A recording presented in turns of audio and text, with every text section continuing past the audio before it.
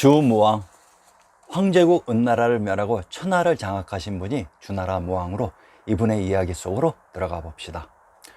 은나라 황제 주왕과 주나라 무왕이 격돌한 목야의 지명을 밝혀봅시다. 목야, 경상도 하동의 산천을 인용해 보겠습니다. 목도, 현서쪽 심리 지점에 있다고 했습니다. 목야, 목도는 목에 있는 들판이 목야로 동일한 또는 유사한 위치의 지명을 다르게 표시하는 방식이라고 했습니다. 경상도 하동에 가까운 곳에 목야가 있었던 것으로, 그러면 하동의 지명을 살펴봅시다. 경상도 하동의 군명 청하란 청주에 있는 하천이며, 평안도 개천의 군명 조양이란 조선과 동일한 의미라고 했습니다. 황제를 인가하는 주체인 천하의 중심 금성 천부가 있었던 곳에서 두 큰 세력이 천하의 쟁패를 놓고 격돌했던 것입니다. 은나라의 주왕을 멸한 무왕은 한올의 제사를 지낼 준비를 하는데, 주무왕이 절하며 삼가 한올에 영명하신 명을 받도옵니다 라고 했습니다. 한올에서 하나님으로부터 명을 받는다는 것인가요? 아닙니다. 바로 지금 거리에서 이 모든 것을 바라보고 있는 천하의 중심 금성천부에 있는 천왕님에게 은나라의 주왕을 멸한 것을 보고하고 자신에게 왕인 천자의 인가를 부여해달라고 하는 의식이었습니다.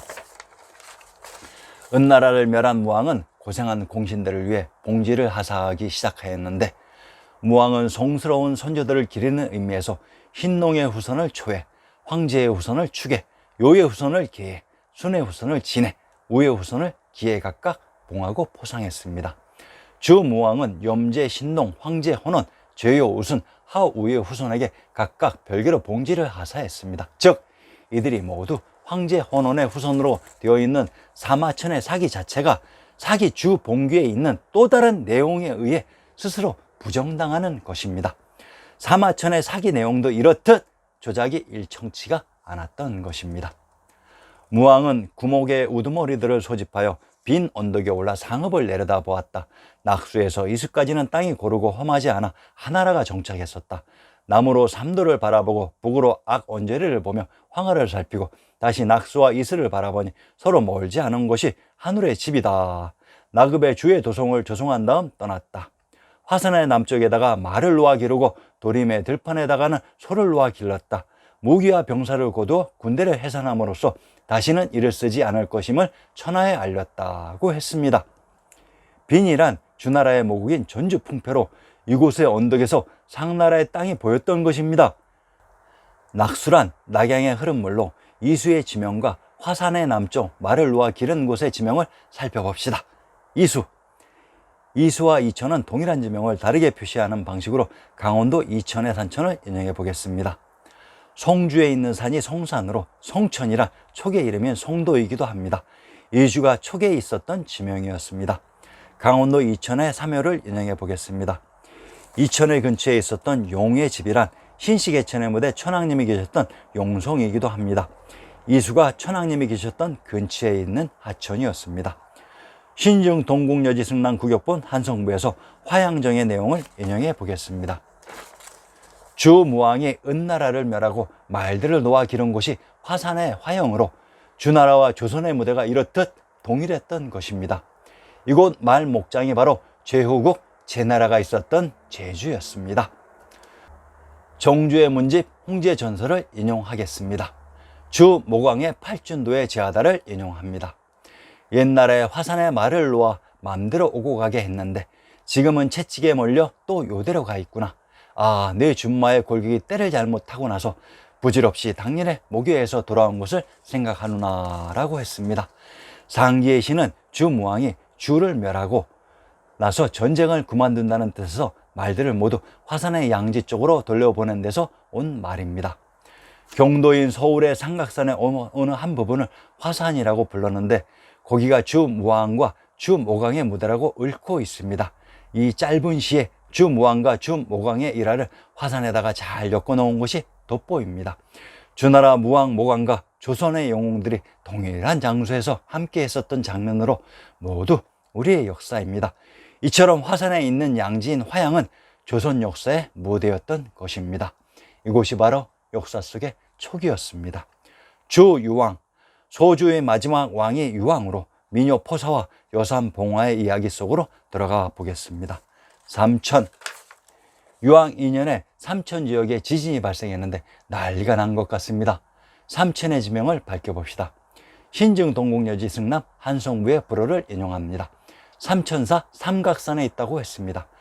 삼천에 있는 사찰이 삼천사인 것은 지리의 기본 상식으로 삼각산은 한양의 진산인 화산입니다. 화산에 있는 양지가 화양의 촉이며 성이 화성이라고 했습니다. 삼천을 물의 근원인 수원이라고 합니다.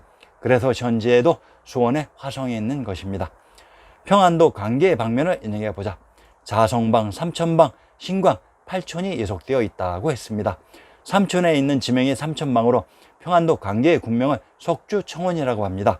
신시계천의 모대 오르방은 나무가 없는 돌산이라 속주 속산이라고 불렀고, 관계의 군명 청원은 이곳이 천부가 있었던 청주였다는 얘기로 이곳에 가까운 곳에 삼천방이 있었던 것입니다. 삼천방과 같이 있었던 자선방의 지명을 살펴보면 삼천의 지명을 살필 수 있을 것입니다. 자 땅에 있는 성이 자성이고 산이 자산입니다.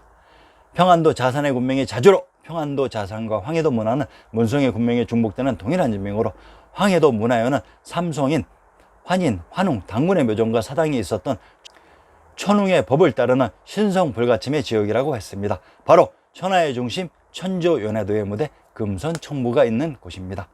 삼천이 천하의 중심에 있었던 것이니 이곳에 문제가 생기면 민심이 흉흉해지고 왕권이 위험해지는 곳으로 천하의 중심인 이곳에서 지진이 발생했던 것입니다. 여산봉화. 여산봉화를 모르시면 참고가 될 내용들을 자막으로 올려놓았으니 읽어보시기 바랍니다. 여산봉화의 무대 여산이란 여주에 있는 산이 바로 여산입니다. 소식에 여산삼절구라는 시가 있습니다. 인용하겠습니다. 여산삼절구. 여산삼절구의 무대 여산에 진시황제의 아방궁이 있었고 아방궁이 불타 없어지고 화천궁이 생겼다고 합니다. 그러면 역사 속 우리의 지명 여주에 아방궁과 화천궁이 있었던 것입니다. 이곳 여산이 또한 여선봉화와 진시황제 진나라 조고의 지록위마의 무대라고 합니다. 지록위마란 사슴을 가리켜 말이라고 했던 사건이었습니다.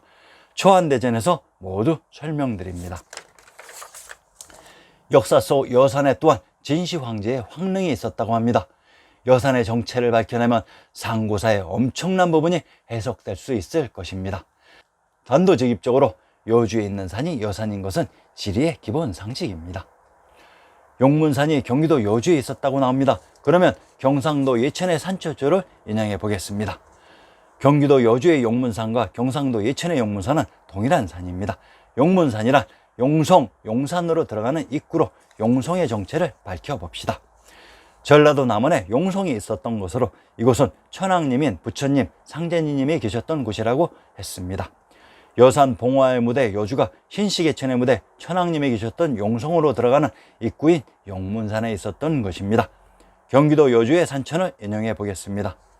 경기도 여주의 산천에 있었던 금강이란 초긴 금도에 흘렀던 강이 금강으로 여주가 신시계천의 무대 경도인 서울의 지명이었던 것입니다. 경기도 여주의 성주와 김해의 고적을 인용해 보겠습니다. 허황우께서 자신의 고향에서 가져온 석탑이 바로 파사석탑입니다. 그런데 신증 동국여지 승남에서는 허황우의 고향 파사가 여주의 근처에 있었다고 합니다. 파사성 서북쪽으로 40리 되는 소산 임강에 있다라고 했습니다. 임강이란 임해에 흘렀던 강으로 경상도 김해의 군명이 임해라고 했습니다. 천하의 중심 금성천부가 있었던 곳으로 이곳 여주에 진시황제의 궁궐 아방궁과 화천궁이 있었던 것입니다. 정말로 놀라운 이야기입니다. 견융. 소주의 마지막 임금 주유왕을 공격했다는 오랑캐인 견융의 정체를 밝혀봅시다. 이번 회에서는 오랑캐의 존재를 밝혀내는 방법을 아주 철저히 정확히 가르쳐 드리겠습니다. 자, 주나라를 공격하고 있는 견융의 실체가 누구였는지 살펴봅시다. 주무왕이 은나라를 멸하기 위해 공격하는 과정을 살펴보면 견융의 답이 있습니다. 자, 견융이 누구였는지 보셨습니까? 눈치가 빨라야 역사를 정확히 해석할 수 있습니다. 누구도 밝히지 못했던 견융의 정체가 바로 상나라의 패망 세력이었습니다.